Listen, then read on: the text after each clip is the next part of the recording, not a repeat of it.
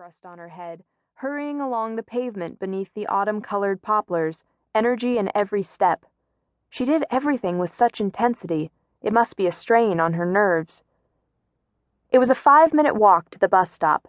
There was no bus in sight, and Georgina circled the post, knowing that seconds would seem minutes, and minutes hours because of her impatience. Calm down. Breathe in, then slowly out. Why wasn't she like her landlord, Henry, imperturbable?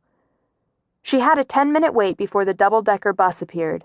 She still got a thrill from the red London buses, even after more than 5 years in England, and the sight of the splash of color raised her spirits, as it always did.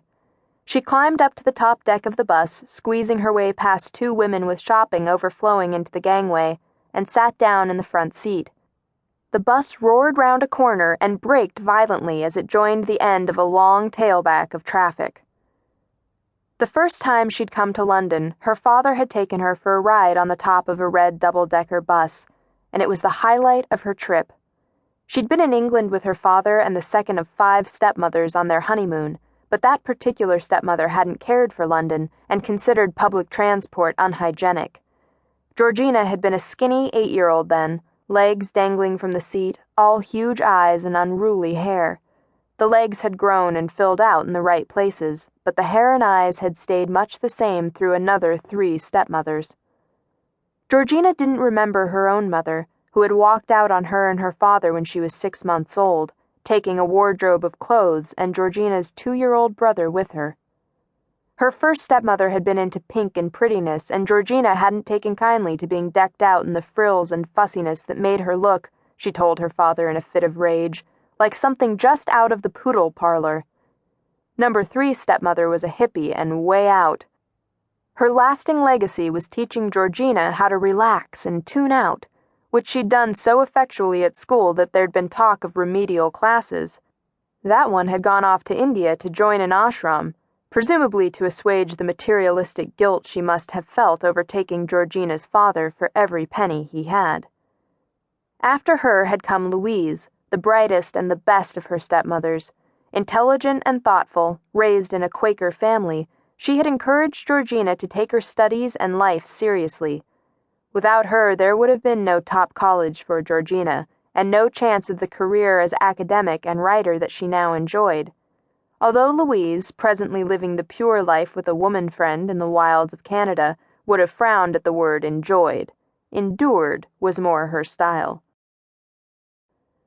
48 chapters, enough to make a whole book, except for the minor problem that they were all Chapter 1. She must breathe properly, close her eyes, relax her shoulders, relax her jaw, relax her scalp. How did you relax your scalp? Count your blessings. You have good health. You have a brain. You have an education. You have great legs and straight teeth. You live in a house far nicer than you can afford because you have a kind landlord. You like your landlord. You get on fine with his girlfriend. You have an agent, an important London agent. You are a published author of a prize-winning book, which received rave reviews and made you into a literary name. The Guardian, Fiction Review. Magdalen Crib by Georgina Jackson, 426 pages. This searingly grim read is a long one, but in its polyphonic brilliance, with its spare yet wincingly tender account of the hopeless life of its eponymous heroine, one can only wish the author had prolonged her harrowing tale of despair. Jackson draws on documentary accounts such as law court records to create a fictional life of a woman whose existence explodes the distorted myth of Victorian values and highlights the reality of unspeakable deprivation for so many voiceless women of that time. Magdalen Crib is the bastard daughter of an alcoholic prostitute. Raised and abused by Catholic nuns in Liverpool, she runs away to Ireland, where she is taken into service by a tyrannical master before being cast off, penniless and homeless.